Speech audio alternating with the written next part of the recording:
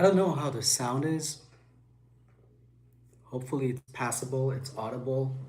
If not, I can definitely turn it up. But I am using my iPhone microphone, so I definitely don't want that to distort. I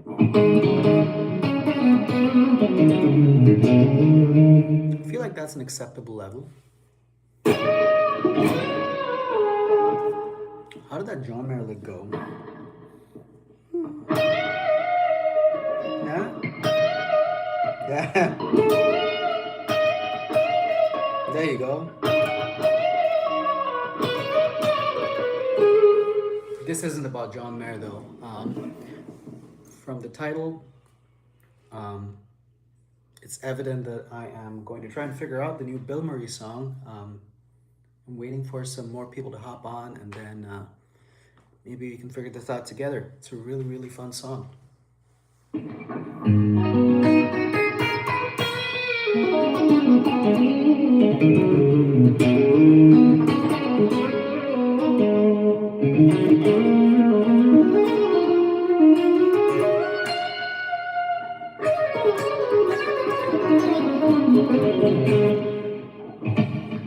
What's up, Ezra? Thanks for joining.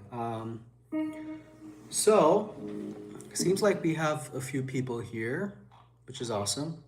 I'm really happy that people are making time out of their day to join me on my journey of learning this wonderful tune. So, I kind of want to kind of do a live stream video because typically whenever Bill Murray launches a tune, it's usually on a Friday or a Thursday, which is great for me because put my kids to sleep. I don't have any work calls to worry about, so I can like hyper focus for an hour or two and kind of learn their tunes. So I kind of wanted to like do a video where I'm walking through the process of how I internalize and learn a Bill Murray tune in a short amount of time. Um, Kind of want to demystify the process. I've received a lot of questions regarding, hey, can you do a tab? How do you learn the tunes quickly? And I kind of intend this little live stream to be a video regarding how I approach their songs. A lot of it is really not rocket science. The first thing that I do whenever a song launches is that I um, kind of uh, record the song on the DAW. And my intention is not to pirate the song.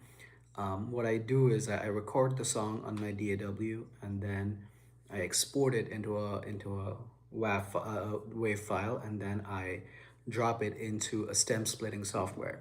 Right, there's many options out there, but usually Bill Murray songs have so many layers that without a splitting software, it's really hard to differentiate between the different parts. So that's the first step that I take usually. So that's what I've done already. I've dropped it into a stem splitting software. Now I have 4 or 5 stems, even though there's many, many more layers than that in the song. But that's enough for me to kind of figure out what's really going on. I gave it a couple listens already, and it has the the structure that it follows, right? It basically, I like when I look at the chord structure, it has an A and B section, right? So one section is the breakdown thing that they do. And again, if my guitar sound is too low, please let me know and I can crank that. No pun intended. But yeah, one part is, you know, the power chord thing he's doing.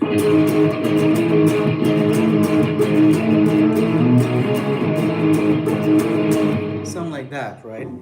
The song is in A flat minor, by the way, but this guitar is tuned like a half step down, so it's gonna look like I'm playing in A minor, but it's really in A flat minor or B major. So what I've done here is I have the stem split, so let's give that a listen. And again, let me know if it's not audible. So here we go.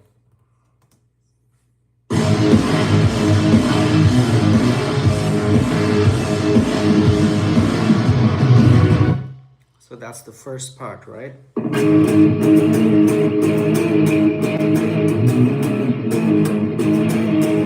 Let's catch that end section. There's a little subtle movement there.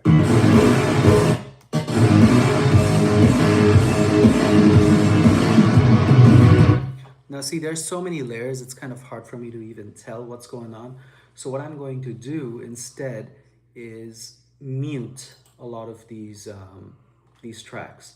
So I'm going to mute the lead channel, I'm going to mute the synths in the background, I'm going to mute all of that.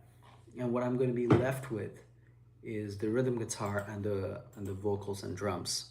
So let's give that a listen.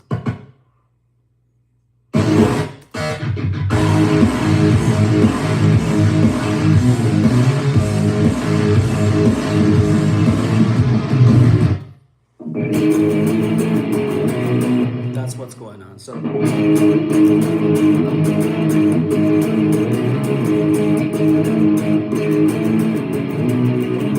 something of that sort, right? And we can figure out the intricacies later. The purpose of the first listen is to kind of internalize and get an idea of what's going on.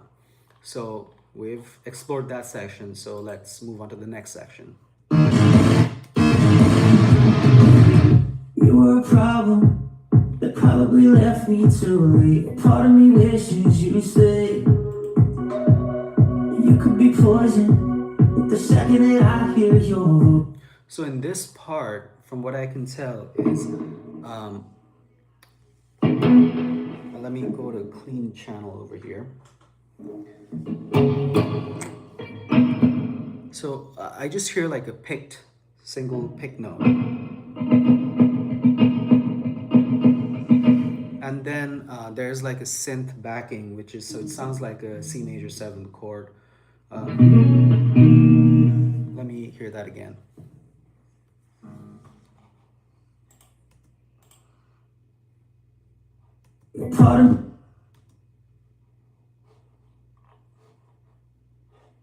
Play EFN.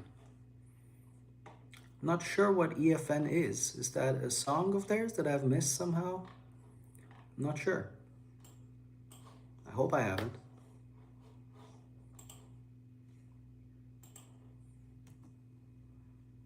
Wishes you stay. You could be poison the second that I hear your voice. Part of me misses the taste, and I don't hate you the way I should. 'Cause so they have a lot of harmonized dyads going on. This is the kind of stuff that like Matthias Asado, Chris Gardner, they do a lot in their solo playing. And this is also very, very reminiscent of the stuff that you hear in bands like 1975. Even Amorosa was what I was thinking, like the Neo Amorosa stuff. This reminds me a lot of that. But a lot of stuff like, they have stuff like that playing in the background. And I'll give you an example of what I mean. I'm going to play as this goes. And I'm going to be pausing a lot and yapping a lot. So if that's not what you're here for, I apologize. This is how I internalize and learn songs, by kind of jamming along to them, taking songs section by section and playing them 3 or 4 times till I internalize it. And that's kind of my approach to learning any songs, really. But that approach really works well for me when I learn a BILMURI song in short notice. So anyway, here we go. probably left me too late. Part of me wishes you stay. You could be poison the second that I hear your voice. Part of me misses the taste, and I don't hate you the way I should.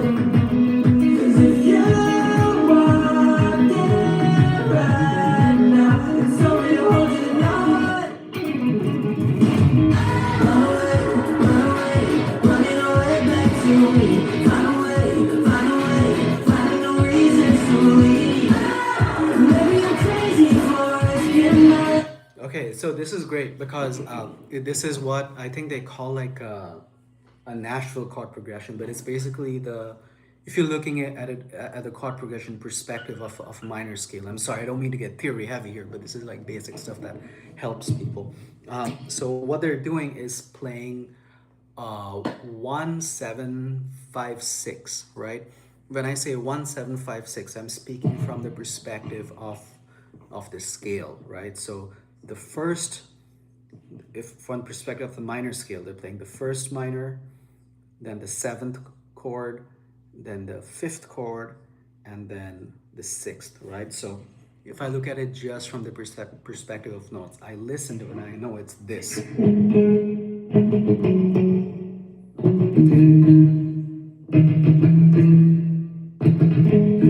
right? That's the basic stuff. And when I listen to it, they might be in like a dad-gad kind of a tuning with a capo, but essentially, I'm 90% sure this is the chord that's being played. Here we go.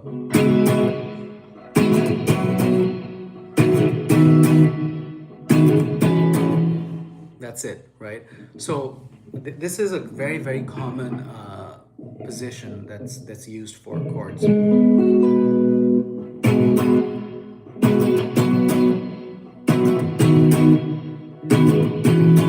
So what they're doing is something called a pitch axis, where they are leaving these notes as the repeating notes. And this is like a C5, right? Like a power chord, basically, but played at a higher octave. And then they are alternating the notes that are played in the bass. So they're playing A, if I'm half step down. So A, then the G, then the E, and then the F. And I'll play along and you'll see what I mean. Let me scroll back to that portion.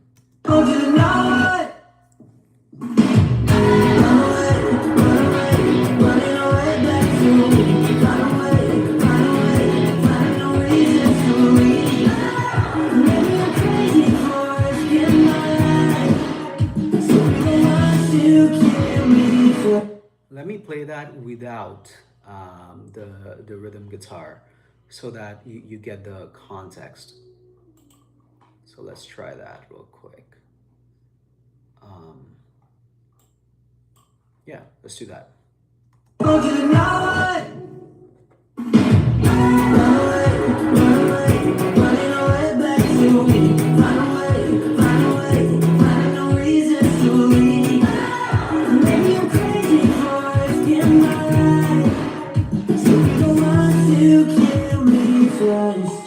Right?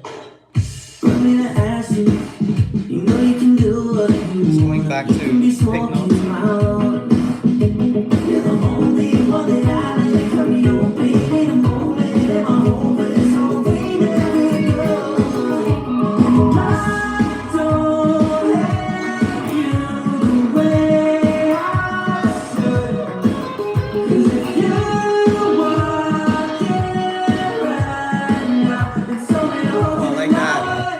Check this out. So they're playing these stabby rhythm parts on the upbeat. So it's like they're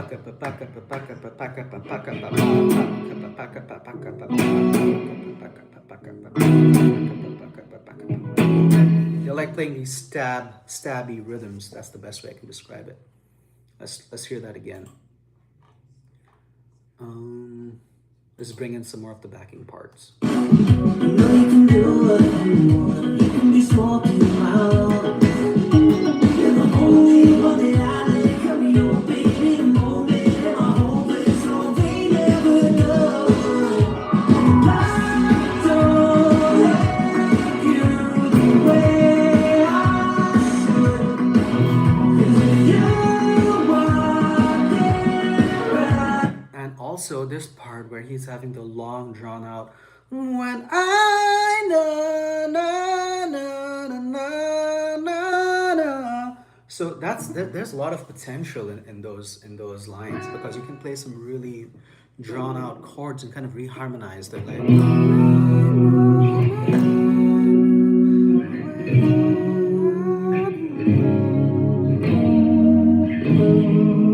stuff like that. You can go like real deep, real like dreamy shit.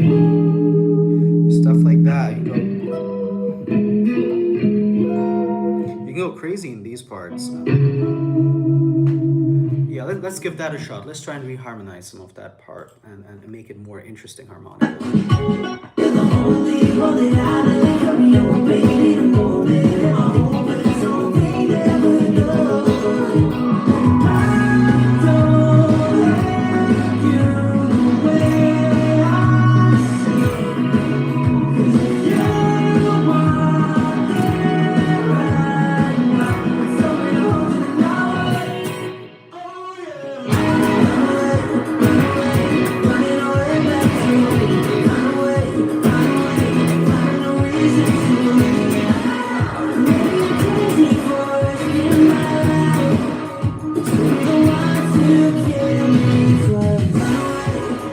Nice. That little pause over there.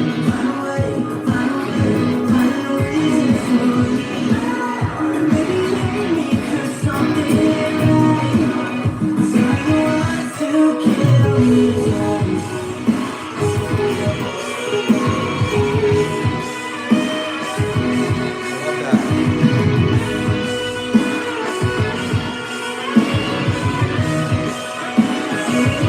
Let's learn that sax part.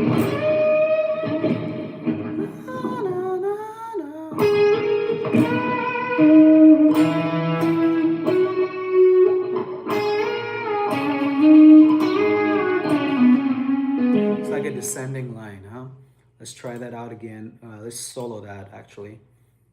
Let's hear that.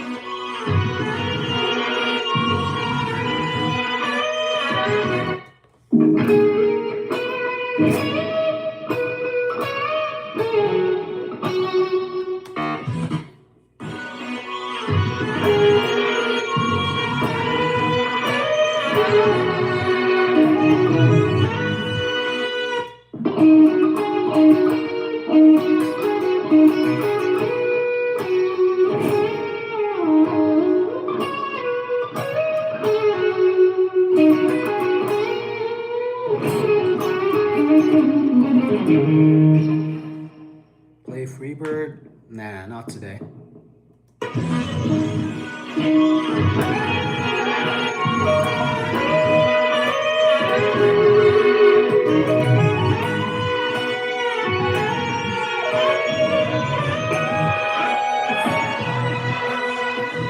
I love the vibe of that sax solo because it's so restrained, but there's so much intention and impact with the way Gabby Rose does the vibrato. That's always such a it's always a part I look forward to in Bill Murray songs because they're so fucking iconic, you know?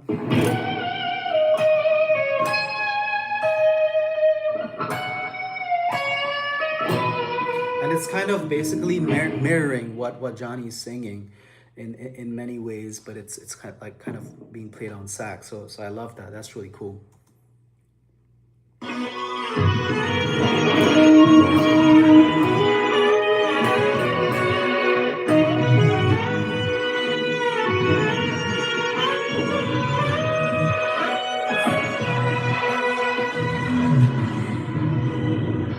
Okay, now it goes into the breakdown part.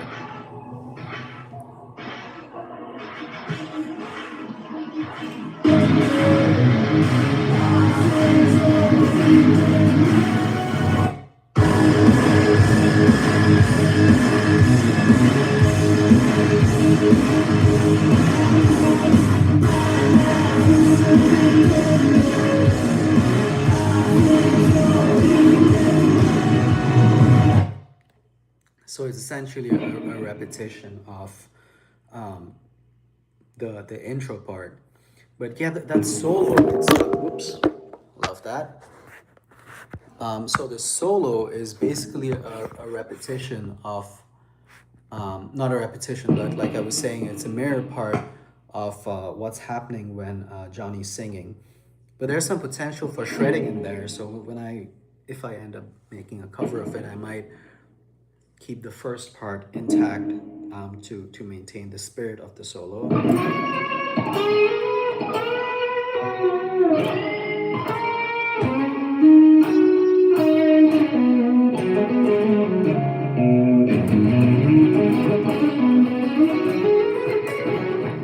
some pentatonic stuff, maybe some like Joe Bonamassa.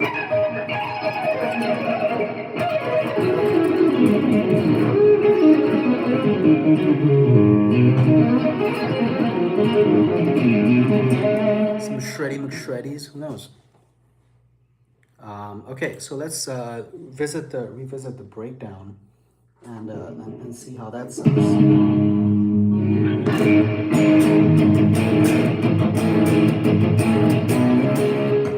Like that.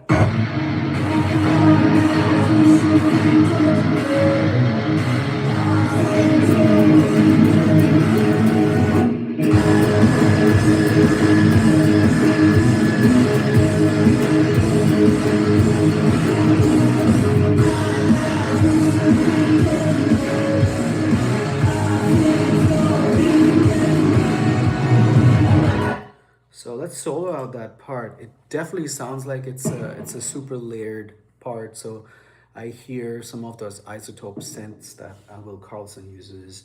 It definitely has. I think they're using the Gojira plugin and using the wow mode in the whammy thingy. So it's definitely pitch shifted, and I don't think it's a seven string that they're necessarily playing here. Although they might have thrown that into the mix. I know that both of the previous releases were 100% played on a seven string. So let's solo out this rhythm part and see what's going on.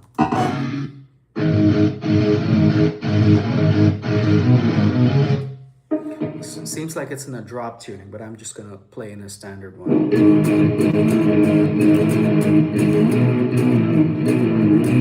Something like that. Let's hear that.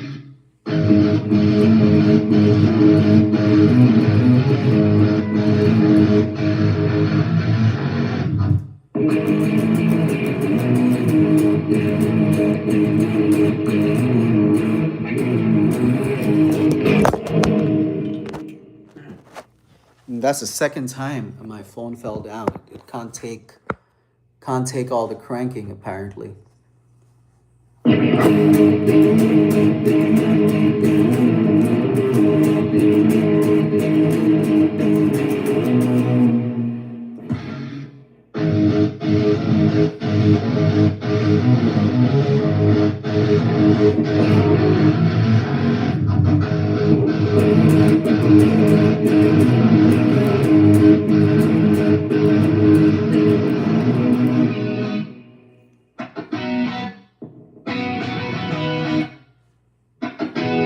There we go. There we go. That's exactly what I was playing earlier. Something like that.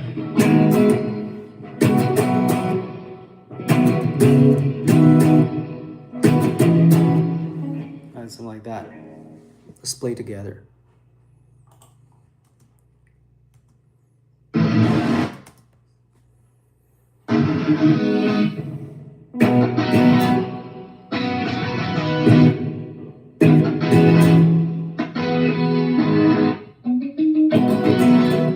Love that. You hear that?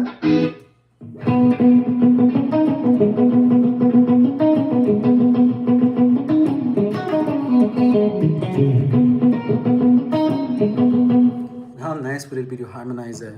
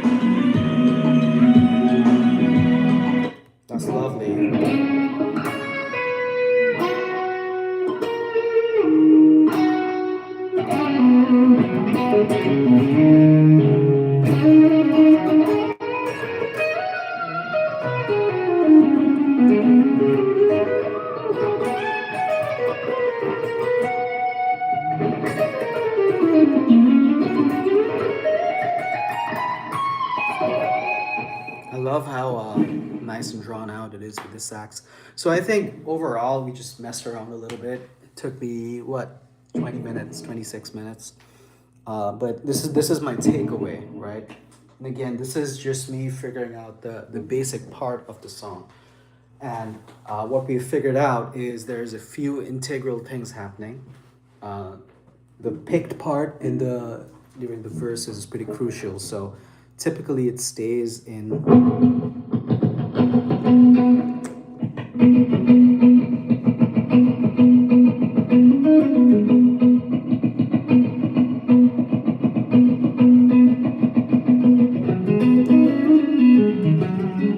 Yeah, you can again put your own ornaments on it, which is probably what I'm gonna figure out and do. Um, of course, then you have the primary chorus chord progression, which is the 1 7 5 6. So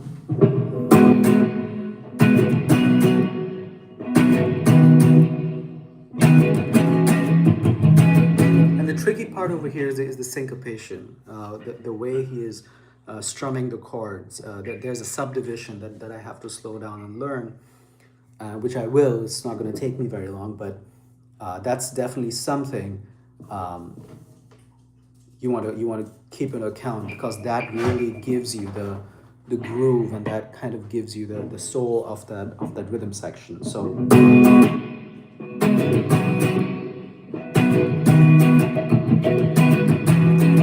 yeah, and of course you can mess around with these chords, because half step down A minor, your possibilities are literally endless.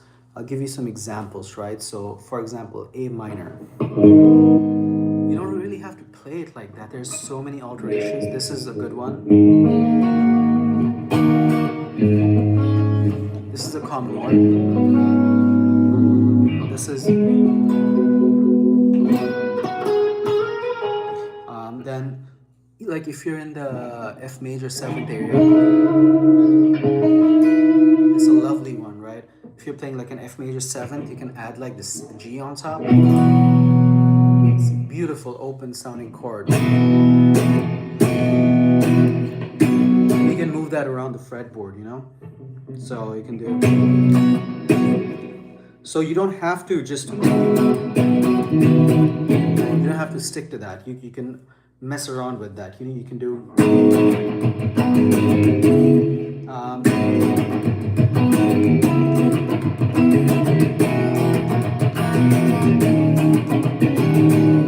That's a really nice, like, quick reharmonization. Original.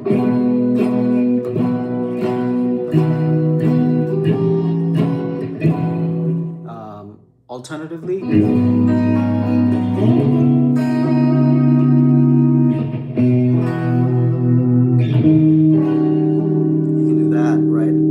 City pop shit, and then you can keep going with that. You can do the.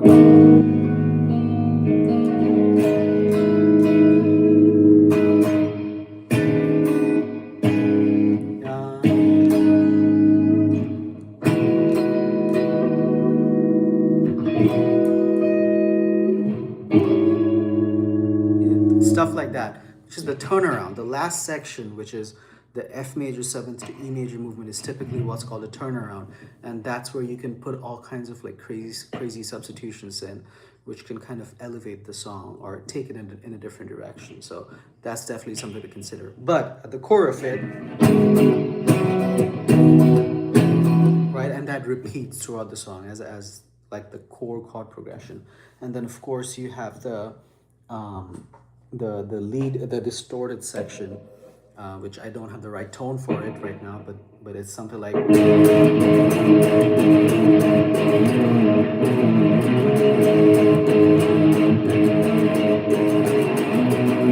Something like that, right?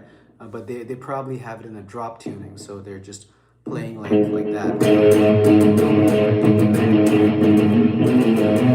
Something like that, and then you can drop in the synth and the detuned octave guitar, and then of course you have Gabby Rose's beautiful synth part.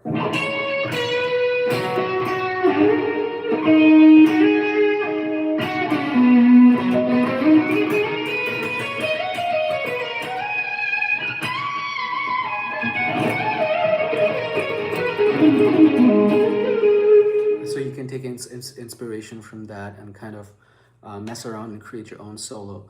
But it's been a productive 20 minutes or so where I've kind of learned the core parts of the song. And now that I have that out of the way, I'm going to zero in on those four sections and really learn it, which should be done in another half an hour.